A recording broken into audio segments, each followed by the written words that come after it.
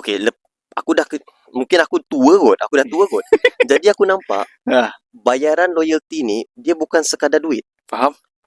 Macam contoh kau nak datang lewat, bos kau tak marah. Okay. Betul tak? Faham. Lepas tu kau nak cuti, approve bila-bila masa. Freedom lah. Freedom. Kau nak pakai apa, itu kau punya kan. Lagi satu tu connection Sebenarnya. So dia bukan berbentuk duit saja sebenarnya kan. Betul tak? Betul. Okay. Wah. So kerja settle lah. At least orang dapat sikit perspektif. Betul lah. So sekarang kita nak pergi kat hobi kau. Apa band kau ni sekarang? Okay, sekarang ni aku main untuk satu band je, Defaulters. Okay.